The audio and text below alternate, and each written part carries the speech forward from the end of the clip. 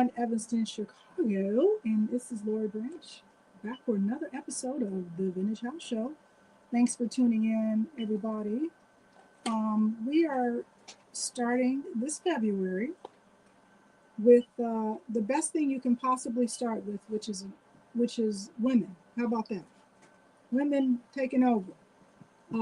We're doing a little takeover today with Good Girls DJs, both of whom y'all know very well. DJ Lady D.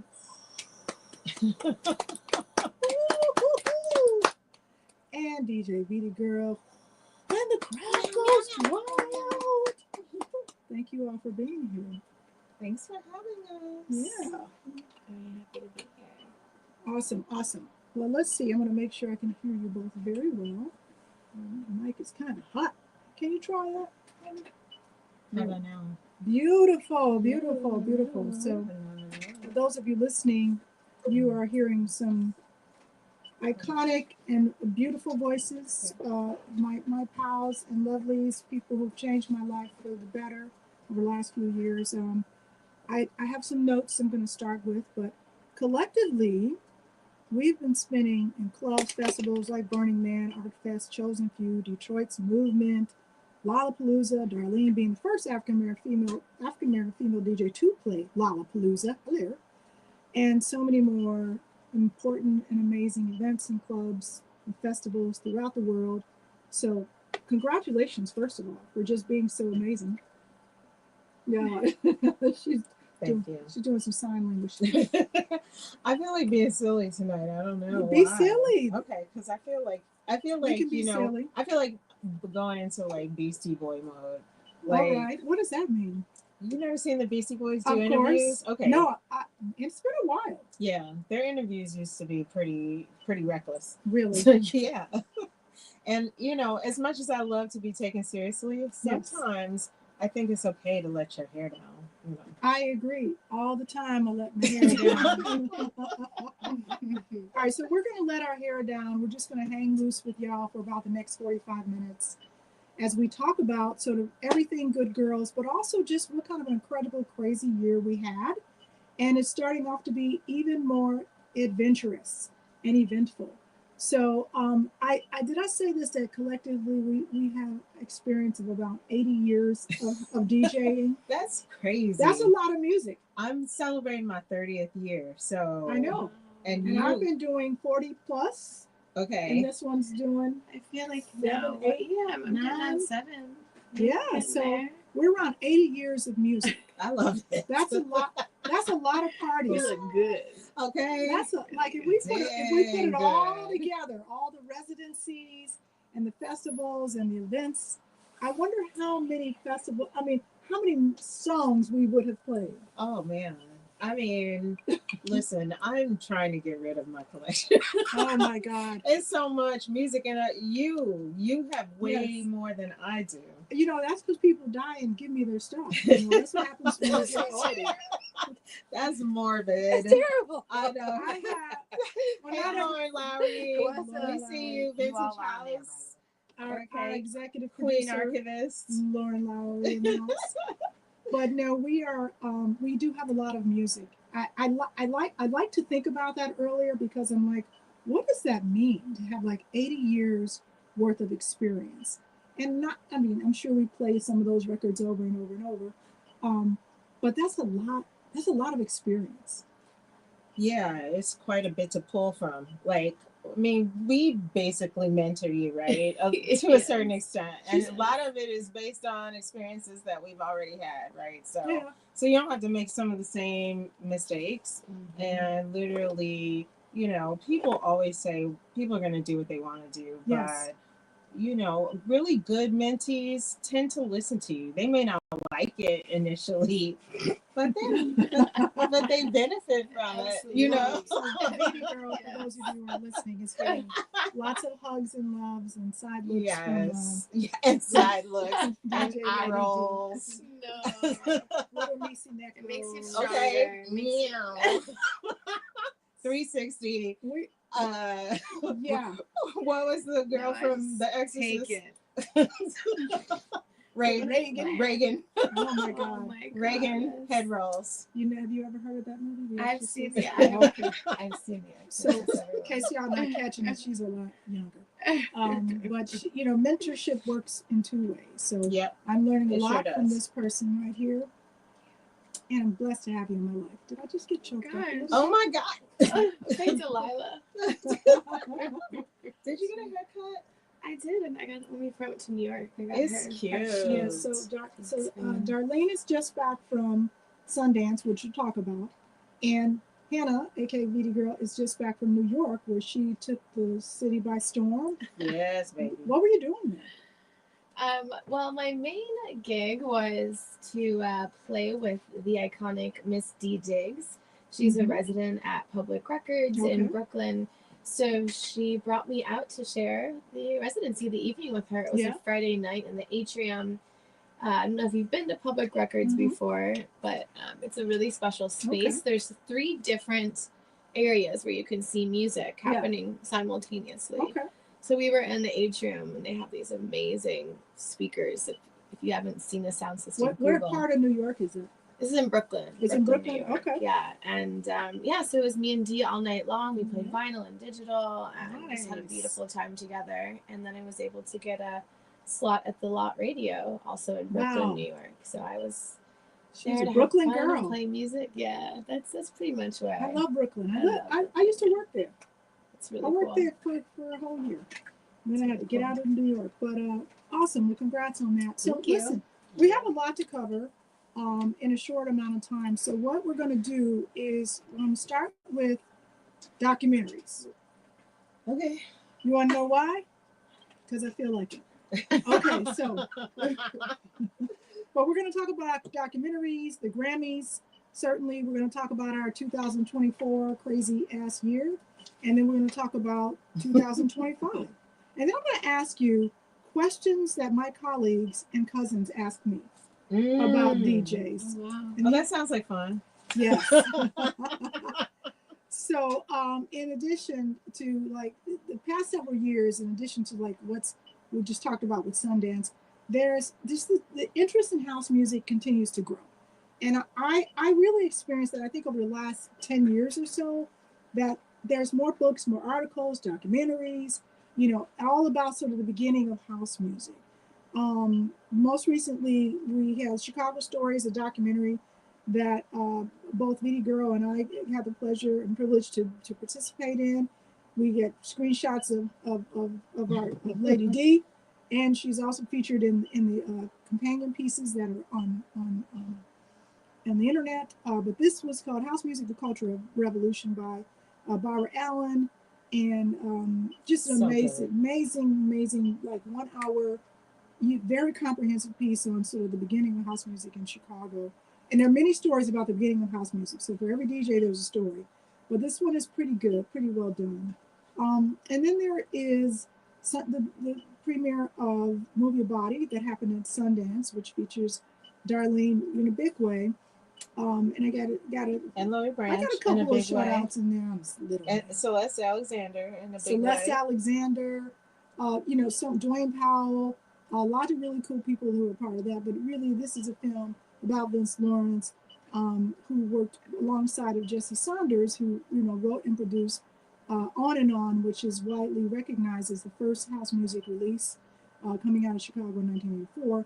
And it really sort of gives a nice overview of the beginning of the movement, but also really Vince's experience as a young kid, growing up in that era. Mm-hmm. We should say on vinyl. On vinyl. On vinyl. Yeah. Please don't fight us. Don't fight us. On vinyl. That release on vinyl. So really, this one was produced was directed and produced by Chester Elegance Bratton and Chester Arger. I could never pronounce his last name. Elegance Bratton and Chester Algernon. Algernon. Thank you. But the latter also produced by Chicago's own, actually executive produced by Hillary Clinton and her daughter, Chelsea Clinton. Mm-hmm. And we understand it was actually her idea, that she was the one who wanted to do something with house music. Hillary Clinton. Well, she is a Chicagoan, and so yeah, go figure. You know. Okay. So where can you see Move Your Body? Good question. So we can't see Move Your Body yet because it is part of the film festival and it's on this sort of time release. It's like a slow pill. You know, you're not going to feel it until it's moved around the body a little bit. Right. Well, you got to understand, yes. like the film festival circuit is where you take your film yes. to be viewed and bid on. So distributors and, you know, so that's where, you know, you might see a film the year before and then the next year it's on Netflix or the next year it's on Amazon Prime or something like that, Prime Video. So it takes a minute, and the more film festivals you do and the more it's received, well received, the higher the stakes, right? So that's right. People will bid and try to outbid so that it will go onto their platform. So that's how certain things end up on Apple TV versus, you know, Hulu. So so you got to let it make the festival rounds. Like right now is the first, that was the premiere of the film at Sundance, and it's going to hit. It's going to hit a few more fests over the year. And so we should say that premiere was awesome. It was awesome. It was sold out. It's Sundance in Utah, up in the mountains. Boy, the thin air up there, I couldn't hardly breathe. You couldn't? You know, I'm surprised. I mean, I don't work out that much, so I know why I couldn't, but you couldn't. Well, I mean, I did okay. Okay, no. But it caught me by surprise when you're walking up mountains to get everywhere. For sure. In the snow steep. And it's 35 degrees. Hey, Melody. I worked too much and I didn't get enough, you know, exercising before I left. I did okay, but not like I like to be. I highly recommend Sundance, though. If folks haven't had that experience, it's pretty cool just to hang out. Yeah, and it's moving from Park City in a couple of years. So someplace warmer? The next year or two is going to be the last time you get to see it. I don't think so. Okay. There's 3 cities in the running, Cincinnati being one. All right. Also, well, Cincinnati in the house. I know, weird. Okay. And Boulder, Colorado. Well, there it is. Okay. So listen, while we're talking about it, you both were featured in documentaries recently and in the past. What gives? Why is there so much interest? Why now? Hannah, why don't you start with that? Why so many house music documentaries? I want to hear a young person's perspective. Why so many house music documentaries? Why so many house music documentaries? You know, it's interesting because I would say I remember even 5 years ago doing my master's actually here at Northwestern. I wanted to do an audio piece on house music. I ended up doing it, but when I was introducing it for critique, I mean, there was a lot of kind of acceptance but pushback of kind of like, why does this matter? Like really needing to connect it to kind of the historical significance of it. And I think, you know, the popular zeitgeist, I think house music, I definitely have to give a nod to, you know, Beyonce and the popularity of house music, of Honey Dijon, of kind of pop music, taking these melodies, these influences. And also I'll give it to Beyonce, like she went straight to the source, you know, she went to people who really have been part of house music. And so I think while that may have introduced or popularized a little bit, I think what it did is showed other folks that there can be money in this and there's interest in this. And I think as we see TikTok and Instagram, kind of the way things work these days, you have to get some buzz somewhere and it seems to be everywhere. That kind of is how our attention spans seem to be. That's kind of what I'm seeing happening, but I'm appreciating that I see folks taking different perspectives, different nuances, wanting to tell different stories, different angles, because you said something earlier, Lori, but like there isn't just one story of house music, right? There's a lot of stories of house music. So I hope that the net just keeps wider for the stories that get to be told. Thank you. And in that vein, what else do we need to say that hasn't been said? And we were just talking about Honey Dijon, and I was talking to her the other day about the Chicago documentary. She said, you know, we don't see a lot about her generation of DJs, meaning sort of people who were sort of late 80s, early 90s, you know, folks like, you know, Derek Carter and Mark Rena and DJ Lady D. And what's the story there? Like, what needs to be told about that era, Lady D? I mean, there is a really good documentary that was done about sort of Derek. I remember one that I'm in that was about Derek that was shot years and years ago.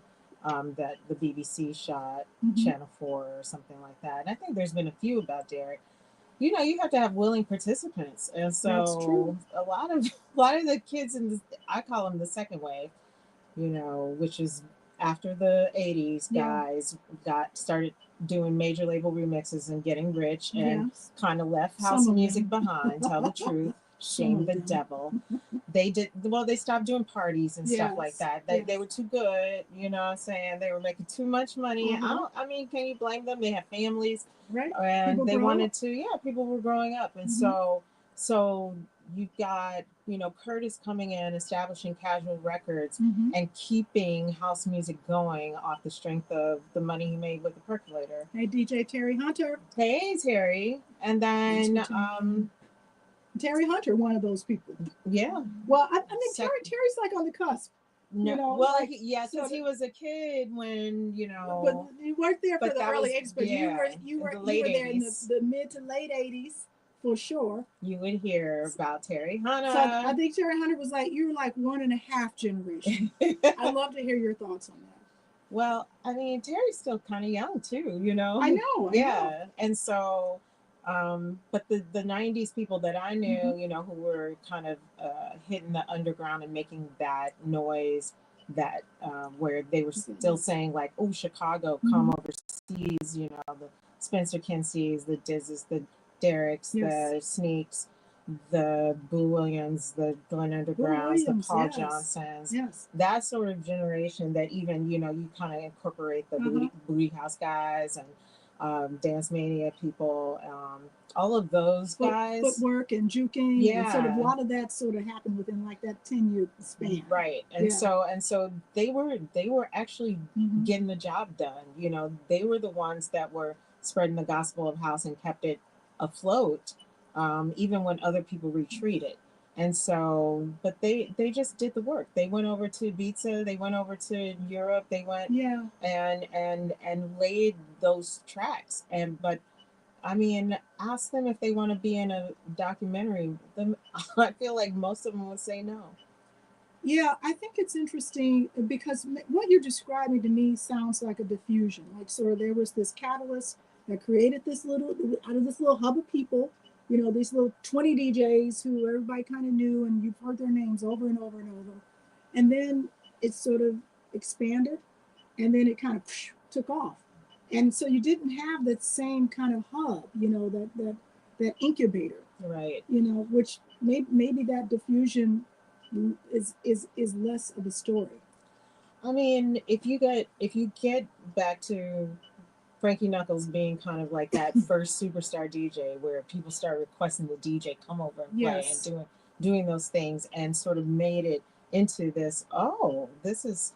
You can invite a DJ to play and pay them money and put them on an airplane with their records, and they'll come, and we can have this Chicago experience in our house. And then it became, you know, more widespread. Yeah. And, you know, that was pretty common in the 90s. I think it made it really appealing for all the folks that watched Derek Carter and Spencer Kinsey and all those kids, you know, getting on airplanes and coming back with stickers all over their record boxes and saying like, oh, you know, that you can actually make a career out of this. You can make a living out of being a DJ. It did not occur to me. Yeah, that turned it on its ear. Not in 1982. Yeah, so you get this crazy proliferation of, you know, people who really want to be a DJ at that point. That's so interesting. And I think, I don't know if it was less expensive, but I guess it is less expensive when you're getting paid that way, you know, and somebody's carrying your stuff for you. Preston just said we exported our talent. So that's a good point. Yeah. We exported it because we didn't have the infrastructure to absorb it like Ibiza and these other places. We couldn't do that. Yeah, our city. It took our city a long time to acknowledge house music and to even, you know, where we have the ability to have a city agency like DK's. Yes. Allow, you know, house music festivals in the parks. The Summer Dance series was going on for a few years before they actually invited house DJs to be a part of that. And I know that first year, you know, when Frankie played and Super Jane played, and so those years. That was like 2004. It took a Took a long long time. time. It did. No, You know, if you think absolutely. 84 to 2004, at least 20 years went by where our own municipality really didn't acknowledge it. So it took a Yeah. long time. And it took a cool person being in that office saying, you know what? Y'all are missing something. You know, can we just give house music like one day out of Maybe the month? technology had something to do with it, because I feel like the 90s was an interesting era, because I worked more in the 90s than I did at any point in my life. Like, and part of that was I was trying to support myself. So I had 3-4 residencies every single week, like from 91 to like 99. You know, like I was just sweating trying to take care of my niece and take care of myself, and you know, making $100 a night or 200. You know, it was a hustle. But we didn't have access to the type of technology that would allow you to share yourself and your music in the way that it did, as we did even in the early 2000s. You know, at least we had YouTube, MTV. I don't know. Anyway, I want to skip around a little bit. Yes, there was Scott's asking about a documentary about the power plant and Medusas, and I agree, it would be kind of cool. There is a documentary about Medusas that I saw. I don't know what's going to happen with it. Yeah. And there was a documentary about wax tracks, which was really cool. I haven't seen. There's so many out there. I mean, somewhere there's got to be a way to collect all these in a canon and have a film festival or something. All right, Chicago Underground Film Festival. Chicago Underground. Listen, Scott, you just gave us an idea. They should go out and hunt those films down. Chicago, is there such an entity? Yeah. Oh, the I thought we were just actually. Yeah, no, I think. I mean, I want to say that there's a deadline right now, or it's open, or submissions are now. It could be a whole house music track called the Chicago. We should do our own if they don't do it. All right, Lauren, I hope you're listening. We just got a new idea. The Chicago House Music Underground Film Festival coming up. Exactly. Yes, coming up. Huff. House Underground Film Festival. I see you watching, Fat. I hope you're doing okay, honey. Thinking about you. All right, so a couple other things I want to get to. So first, I do want to give it up for the Grammys that did just happen. So Grammys, a lot of wins. Terry Hunter again. Congratulations for being nominated. So many folks we know were part of the scene, and you had a beautiful outfit on. I was like, look at Terry. Yeah. Did you see the style? Terry looked good. Quite a few people that I saw in the pictures looked really great. Danny Deal looked amazing. Yeah, I saw Jay Ivy looked Ivy. Everybody looked so cute. Oh, Lee Farmer was wearing the tux. Come on, y'all. He looked great. Come on, Chicago. Also, you know what? And we lost a legend. His father-in-law, Gene Barge. Gina, our hearts go out to you. A Chicago musical legend, and yeah, that's gotta be hard. So we're sending you our condolences and sending you a lot of love. A lot of love coming at you. So yes, Grammys. And thank you. I just saw Steve. Yes, we're gonna do that idea. We're gonna make that happen. Lauren, hope you listen. Fat Cat. Hey Don Joy, what's up, player? How you doing? So what happened at the Grammys? So we had Doechii, who my girl Aisha hooked me up with her. She sent me her Tiny Desk some time ago. And I was like, who is this lady? I love her. Yep. And so only the third woman along Cardi B and Lauryn Hill to like actually win the best rap album. Yep. What are your thoughts? Deserved. Yeah. Well deserved. She's come on big right now. I love avant-garde artistry. Yes. And so when you are, using like Black hair and your Black body to really put forth that type of creativity, to say that no, we're not all the same, right. And when creativity and artistry reign supreme, there's nothing better. So yeah, she's amazing. She's killing the game right now. Yeah, what do you think, Hannah?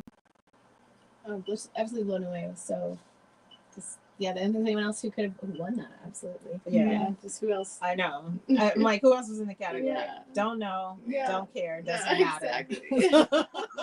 The only two people I want to talk about, because we could talk about the Grammys all night, and you can talk about whatever you want, but Beyonce and Kendrick Lamar. So I was really happy to see Beyonce win for that best album. I think I just listened to Code Switch. You guys listen to podcast Code Switch. If you don't, you should listen to Code Switch, okay? Like, go ahead and download Code Switch right now after this, and then get with that program, because the hosts, B.A. Parker and the other hosts they're just smart ass Black people who I just love to hear from, and they're young folks, and they're just making a difference in the world. Anyway, she just recently did a podcast on learning to play the banjo. She's looking for a banjo tribe. Did you hear this episode? No. She's like, I'm trying to learn the instrument, and she was sort of feeling lost, and it's a hard instrument to play, and she couldn't find other Black people who wanted to do it, and she ended up having a conversation with Rihanna Giddens. Do you guys know who she is? She's kind of like a folksy singer. She's Black, but she does she actually does a retrospective on Sister Rosetta Tharpe. She does a lot of really cool stuff. But she was the one who did the opening guitar solo on Cowboy Carter. Yeah, on Texas Hold'em. Mm-hmm. Oh wow. That's a Black woman playing that banjo, just so you know. Did y'all know that? I figured. I was hoping so. She's like maybe. And they do this amazing breakdown of sort of the banjo as an African instrument. Yeah. That became West part African of the Southern culture that somehow got transitioned over into white Appalachia country, and like claiming it. Right. It's weird, because you think of the banjo and you think of like the guy with the thing in his head. But anyway, that's Black history. It's like Pat Boone doing Tutti Frutti. Oh, exactly. Yeah. Exactly. Mm-hmm. Yes. So anyway, I was excited to see her win, and just wondered if you had any thoughts. Yeah, I mean, I loved Cowboy Carter. So I'm not a beehive, but I did love that album. And coming out of Renaissance, I didn't think that I would, because I loved Renaissance. We all loved Renaissance. Okay, so so I my expectations were low, and she exceeded my expectations. So again, and see, this is what I believe. Yes. You deserve an award if you are able to do certain things. One, musically, I think it's all there. But two, she expanded the conversation around the genre, right? And three, gatekeeping. And four, brought in new fans into country music. And five, exposed all of these hidden or kept in the closet or whatever, like the banjo, Black people in this industry, right? And six, gave people the history lesson around it to let them know that country music is Black music. That's right. And so we've had a lot of erasure in many genres that we're associated with, including rock and roll, including house music. And country is just another one. I knew about Black people in country because my parents were from Tennessee. So I grew up listening to country and Western, which is what it was called in the 70s. Okay. And so Charlie Pride was a major Black artist who we had all the 8-track tapes, all the albums, and used to listen to him on repeat. And so between, some of the major country and Western artists at that time, I mean, I knew all of these things along with my disco people, along with my jazz stuff, along with my blues stuff, because my dad loved Delta blues and loved the blues. Yeah. And, I used to hear about Howlin' Wolf, and, it was just part of the whole, like, I had an incredible musical, wealth, right? In my whole family, because there's 6 brothers and sisters and my mom and dad, and everybody loved some kind of music. And so I got exposed to all of that. People don't get this information easily. And a lot of it, because they're burning books and banning books and doing all kinds of things to the education system, they are not taught these things. You have to go looking for them. And if you don't know what you're looking for and know where to look, what are you Yeah. even doing? So Yeah. so it takes a popular artist to use their platform to say, you know what, I'm from I'm from the deep south, I'm from Houston or Mhm. whatever. Grew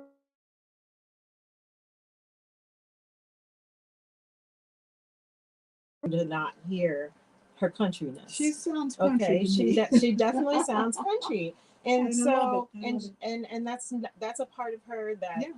more erudite or eloquent, you know, people notice, right? Mhm. But she finally just gave in again, right? So she got such a terrible raw reception the first time Yeah. when she did the song with the chicks and my daddy's something, and so terrible reception. And I think you know, she kind of just put that back and said, okay, well, I'm not going to go there. Mhm. But when she got to a level where she's undeniable, she was like, you know what, it's just been a burning thing inside her. So part two, She's an Renaissance artist. part two, is Cowboy Right. Carter. Right. And I was here for it. I'm here for it. I'm here for it. And congratulations to Beyonce, because Congratulations. yeah, She deserves every bit of it. yeah, and album of the year, you know. And I'm glad that Jay-Z called them out. I'm glad that Harvey went on the broadcast and said, you know what, the weekend, we, you know, we want to welcome the weekend back. You know, we are making things right. Like, we don't always get it right, but when we know we've gotten it wrong, we're going to try to make it right. Yeah. And that's the best we can do. Amen to all of that. Amen. I think other than his blue jean outfit, I didn't have thoughts about Kendrick Lamar. I didn't like Kendrick Lamar, but I was like, what kind of, That song was everywhere. It was definitely a song of the year. I was like, didn't that come out like 3 years ago? Like, that's how much I've been hearing it. I was like, was that just last year? Preston, yeah, I hear what you're saying. He said that we have abandoned, you know, so much of our music has been abandoned. So you think about blues and jazz, and you know, when my cousin Billy Branch, who's a blues player, goes to play, most of his audiences are not black people, you know, and that is very common. And there are a lot of reasons for that. The best one that I recall is a guy that I used to work with when I was a tour guide at the museum, and I was playing something that was very like old school black music. I can't remember what it was. And he was like, I don't like that stuff because it reminds me of when I was poor. And so I want to distance myself from it. Like, so he only liked pop music, you know? And I was like, you're missing out on so much. And he was like, yeah, it wasn't a good time for me. You know, my parents used to play those blues and stuff like, and it just makes me depressed. Wow. And so yeah, I think there are a lot of reasons that we distanced ourselves from those things that are part of our roots, you know, but we could talk all day. That's a whole nother subject, but you're right. Thrill is gone. Thrill is gone, baby. Okay. All right. So, Darlene, you didn't go this year. You were there last year. I was so sick with the coming out of torrential Sundance. I had to change I woke up in the middle of the night. And then I was like, tick, tick, tick, tick, tick, tick. I was like, I gotta cancel my flight. I can't. I was like, I gotta go home. I was like, I literally was supposed to check in at 10 a.m. and go straight to LA. And I was like, I can't do this. Not this. That's okay. Yeah. It was, you know, well, last year was a big year for Chicago. We had quite a few people win and a lot of nominations. What came out of the Grammys this year from Chicago? I know there were a couple winners, a lot of nominations. Anything come to mind? I'm thinking about in the world music category, Angela Benson and her husband Matt B. They do this Afrobeat, Afro world rhythms stuff, and they have been nominated many times. They've been going to the Grammys every year for the most part. They are a husband and wife team that, and Matt is the artist, and I think Angela helps write and manage and stuff. But this is the first year that they took it home, and that was incredible. And what was the category again? It's like, I don't ask me the specifics. It's African music. They won. It's like world music, African music. Yep. Also, Malik Youssef was nominated in the spoken word category that Jay Ivy has taken home a couple of years, maybe 2 or 3 times. Malik Youssef, yeah. Where did he grow up? Southside. So I was born that's on the my south guess. I mean, I met Malik years ago, but I don't remember like I don't know his. I haven't read his bio, but Okay. I just know he's been around. Terry knows him pretty well, I believe. Yes. And maybe you can tell us about you. Terry knows everybody. He's written for many people. He's won many times. Mhm. Actually, he's got a lot of Grammys. Yeah. But he didn't win this year. Okay. For the category that he was in. Sweet. Spoken word and poetry and Yeah. rap. Well, 2025. Darlene is on the Grammy committee. I'm on the board of governors. Right. Sorry. So for anyway, the Chicago chapter. She's got the inside scoop, so we'll keep up with you throughout the year. I think that. Okay. Well, this is a good time to talk about membership. If anybody's interested in becoming a member, there are office hours every Thursday with the membership person from Nationals. And it's a great time to get your questions answered. There's also something on my Instagram page about how to join and become a member. So, but you can also reach out to me personally, and I will direct you in the right way into getting as much information as you need. That's right. Last year, I was able to enroll and enlist at least 30 people into membership, and I would love to do the same this year. So if you are interested and have a catalog, or if you don't have a catalog but are a professional member of the music community, a lawyer, a manager, an agent, something like that, then you can become a professional member of the Recording Academy. All right. One of the things they played up this year, which I thought was so clever, and I think it makes sense because people don't really understand how voting works. And unless it's like a craft committee where it's just people who do that thing in particular, all 13,000, 14,000 members of the community can vote in these categories. Okay. So literally, if somebody won and it wasn't a craft committee type category, it's because people voted. People voted. So it's important. For that. Terry Hunter said get involved. Get involved, so baby. Come on, people. You know the requirements. And if you meet those requirements, there's no reason you should not be a member. So let's make it happen for 2025. I know, Terry, you'll be back. Hey, Darlene is a producer, and she's not short-stopping them. She's, we're gonna we ain't gonna be ready for 2025, but maybe 2026. We might have something to show for ourselves. Okay, we're gonna move on. 2024 in review was a busy, stressful, crazy, I was about to swear on the radio. I'm not gonna do that. Crazy year. 40th anniversary of the release of On and On, the pressing release of the record On and On, and therefore launching sort of this 40-year anniversary all year round. Lots of celebrations in that spirit. We started the year playing out for the Chicago Bulls halftime show. It was a major blast. So many of our friends and family were in attendance and got to sit in a really cool box, and we got to hang out with DJ Flipside. What's up? And the Lovables, who I love those dancers. Yeah. They are the sweetest, they are lovable. I know, they really are. They're the sweetest, the cutest things, and they're so talented. They work hard too. Yeah, they work hard too. Oh my God. Yeah. No joke. Yes. They were great. It's such a great experience. We can kind of talk about that all night. There's also NASCAR, which Vince Lawrence was really instrumental in making sure that house music had a presence at the NASCAR event, which was a lot of fun. Yeah. You guys have been doing your own things with Film House, which Darlene is doing a month-long takeover. So make sure you check out Film House or Instagram. She's taking over this month and interviewing all these amazing DJs. The good girls. And some other women. No. No, just the good girls. That was like a plug inside a plug. Plug inside the plug. The plug-in, Terry. Yeah. It was a plug-in. And then Viti Girl, it has her own project. Really, she started from scratch. The I-94 Legacy Project, which is in reference to the freeway that connects Detroit and Chicago, 94. If you ever traveled that route, there's a lot of commonalities between our two cities. We're like twin cities with music, and house music, and techno, and friendships, and lovers, and all kinds of cool things. She's like, what? Hello, lovers. Lovers. What about your Detroit lovers, Lori? I don't know these shows yet. Okay, she was like, it's getting personal. Lover. The love of So, the house. want to talk about I-90? Hey, lover boy. Hey, lovers.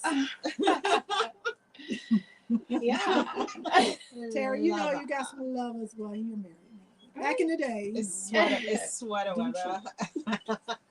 And it's lovers. Cuffing season. It's time for lovers. Okay, so I-94. All right, let me We talk are business. No, I'm being kidding. silly. But Chicago definitely had better pizza. Thank you. Although we just had some tonight, Union Square, Shots fired. up in Evanston, Detroit style pizza. It's sometimes I pretty forget you're good. reading these comments, and all of a sudden you're like I know. answering a question, and you're like, "Their pizza's better." I'm like, "What?" Okay, guys, if you're listening to us, I am reading live comments from people who are tuning in via Facebook. So thank you for being a part of our show, Lee and Terry and everyone else. It's much more entertaining when you're involved. For sure. I-94. Okay. So yeah, I mean, I-94, as Lori set up so beautifully, visual representation is of the highway. I was driving home from movement a few years back, and the idea really came to me of a mix series primarily that I envisioned growing some parties and events out of, and here we are. It launched in June/July, and that's what it is. So it's a bi-weekly mix series that alternates between DJ from Detroit or Chicago, really paying homage to the pioneers while also kind of uplifting and putting on newer artists as well. Also focusing on Black, Brown, LGBTQ, just artists that maybe aren't often getting the same kind of attention. So yes, it's a way to share our sounds, but it's also a way to build an archive. It's also a way to connect with each other. Actually, I remember Lady D saying to me after coming back from Detroit once, I was like all energized about the friends. Did you the find those lovers. lovers? But and she was like, it's always been that way. It's up to this next generation to keep it doing so. And I think what's cool is 20 years or 40 years, right? Every iteration, every new kind of generation has a way that they kind of take the sound and manipulate it and grow, and I think it's really cool to be able to hear that and have a place for that to live. So we threw our first party revival this summer, which was at the First Presbyterian Church. We had 8 DJs. It was amazing. It was fun. And then we did an event at Smart Bar. So we'll do events when it makes sense, when it's in alignment. But the bedrock is definitely the mix series, and yeah, it's been really. You can catch the mix series on SoundCloud. So that's I-94. Yeah. Go to SoundCloud, follow I-94. I-94 Legacy Project on SoundCloud. Legacy Project. Yeah. Yeah, I'm like, I think there's more words. Yeah. Baby girl. And follow I-94 to Detroit. That's right. There's some fun stuff happening A lot there. of fun stuff happening. And if you're ahead listening right now, and you want to submit a mix, I want to make sure that I'm still really getting a diverse sample of DJs from Chicago and Detroit of all different ages, and obviously house and techno being the bedrock, but we can take some some journeys there. So hit up Lori and she'll put you in contact with me or DM I-94 Legacy Project on Instagram. Thank you, and thank you for doing it. Yeah, I'm really excited to participate, and I want to do over, but we'll talk about that later. So we did a bunch of gigs as Good Girl DJs. We were really fortunate to get asked to do a lot of things, and I think we turned down more than we could actually do, which is a blessing, of course. But in that vein, well, I'm going to get to that in a second, the not being able to do everything. We had its first of its kind house music exhibit, the third iteration of Chicago Home House. That was at Navy Pier. We lost Chuck the Voice Roberts last year. We were so fortunate to be able to spend time with him for the Chicago Bulls performance. And unfortunately, he passed away shortly after that. And so we are missing his voice. And we're just grateful for his presence and his contributions. And so rest in peace, Chuck. We lost a few other people too, and I don't want to start naming names, but we could have our own memorial. memoriam section, we saw the ascension and defeat of Kamala Harris, which many of us were very disappointed by. She didn't get a fair shot, but within a few months, she came within 1.5 points of who. We talked about the documentaries. What I want to ask is, so out of everything that happened last year, and you folks online, feel free to chime in here, like without putting too much thought in it, kind of what stands out is like the most standout moment for you when you think about like the past 12 months. And we can put it in the DJ context, like what your experience is either part of this crew or even on your own, like, what stands out? Like what are you polishing in your memories? Oh, I always love to look back at our Arc Music Festival experience. I was going to say that too, for sure. Yeah. Arc Music was the bomb. That was a lot of fun. Yeah, that was great. It was a perfect day, perfect weather. We looked sickening. We did. Arc Festival was fun. It was so crowded. Oh my God. I never knew they attracted that many people. Yeah. Yeah, Terry, you were there too. Yeah. Mm-hmm. That was a lot of fun. That was really And it's fun. Nothing like showing up somewhere and there's a trailer with your name on it. You're like, hey mom, look. Yeah. That's pretty cool. John Curley and the whole crew at Arc Fest, you guys do amazing work.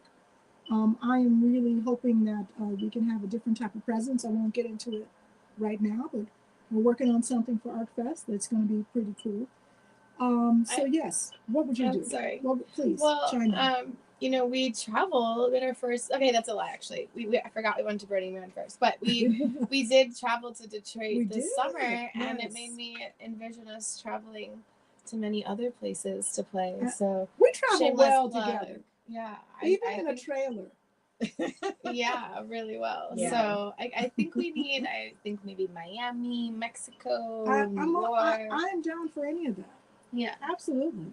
Yeah. And we might be able to get a little travel in with these documentaries, because Barbara Allen's documentary and Vince's Movie Your Body, they're going to be moving around. And so Darlene and I were fortunate enough to actually DJ the after party for Move Your Body at Sundance, which was that was phenomenal. Star-studded. Should we drop yes, names? Please. You should tell me about all that. Come on, you know who was there. Okay, so okay, that was crazy. Well. The first person I met was W. Kamal Bell. He's cool. And he was cool. I was like, what do you know about house music? He's like, I know you. I was like, okay, that's right. I'll let you slide with that one. Uh-huh. Then I turned around as Niecy Nash. Turn around like that. And her wife, Jessica Betts. Tell me about it. I was like, Niecy. And she was like, hey girl, let's take some pictures. What's up, girl? And she was all into it. That was fun. Then I saw Coming Together. I don't know if they're a couple, but they were coming together. They were cute. They were kind of close there. And somebody was looking awfully protective. Daniel Kaluuya from Get Out, and other things. And what's her name? Ayo Edebiri from The Bear. Oh, okay. Are we dropping tea here on the station? They were cute. Were they like close together? Oh they were just close. They were like in proximity. Okay. They were like, we made that. Somebody's keeping their eye out. It was cute. Yes. It was really cute. And many others. So it was Jesse Williams from Grey's Anatomy. Yes. We're just dropping all kinds of names. Hey Tilly DJ. Hey Greg. So it was quite a few. It was definitely the party of Sundance. I've been to Sundance 4 other times. Yeah. I've never been to a party like that. We have to kick those people out. Yes. They would not leave. They had a real Chicago experience, and they were on the dance floor from the moment we started playing. Till the end. And Marshall Jefferson hung out with us for a little bit. Yeah, so he played for a bit.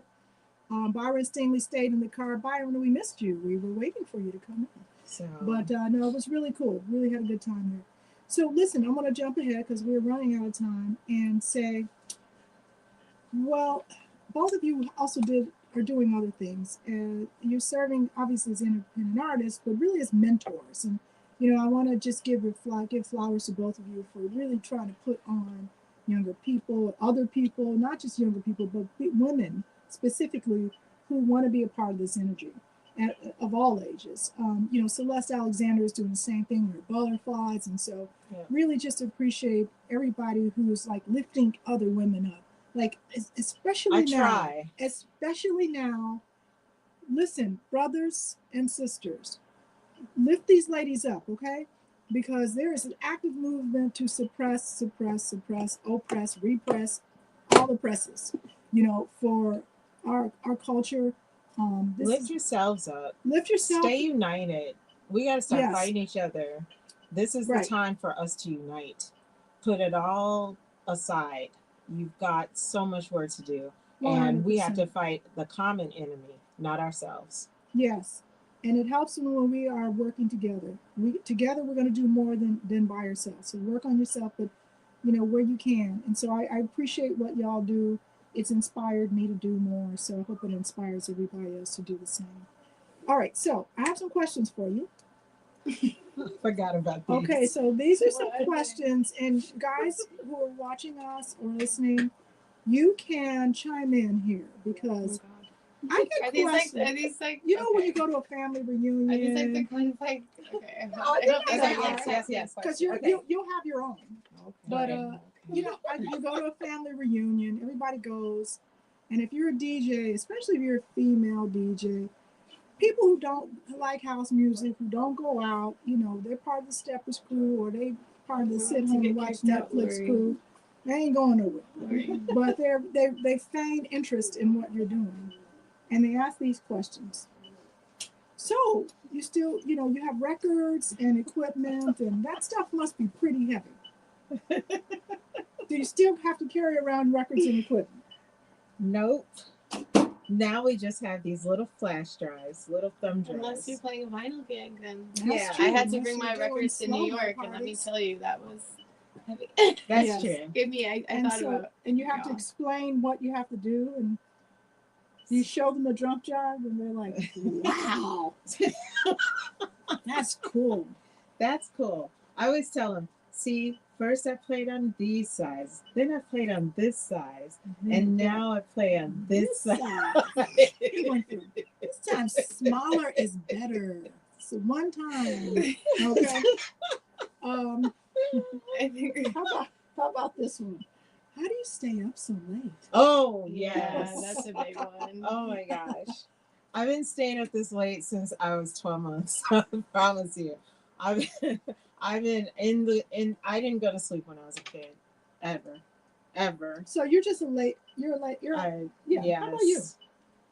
I don't know. I mean, I think that especially for the gigs, there's normally so much adrenaline and excitement pumping through my veins. I mean, I try and think about like my sleep in terms of like the weekend. So thinking about where it's better for me to have like a sleep in morning, I try and nap before a gig. Sometimes if I'm playing really late on the lineup, it's hard for me to get to the club too early. So I won't come to those sets too much earlier than I'm going to play. So, it's kind of reading your body, listening to your body, resting when you're finally done. I feel that. Terry Hunter said, "No more good girl, laugh out loud." All right, so how about this one?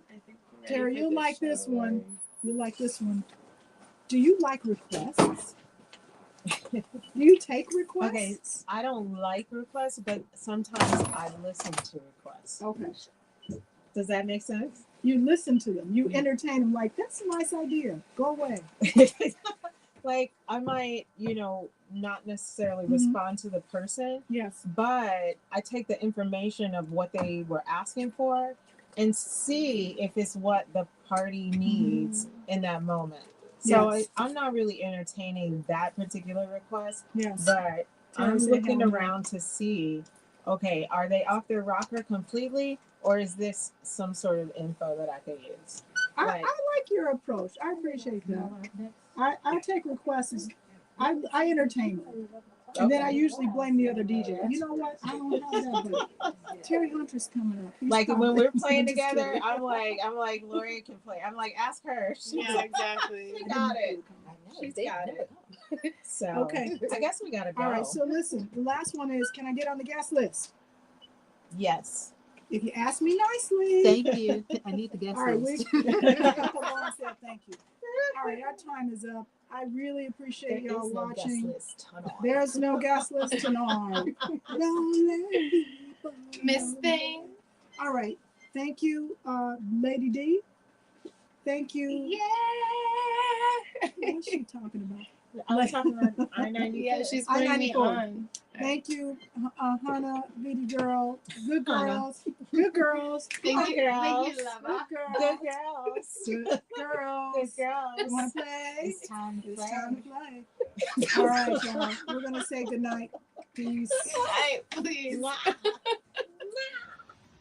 Thanks for listening to the Vintage House Show podcast. Please subscribe and share, and check us out live, WNUR 89.3 FM, Wednesdays at 10 o'clock.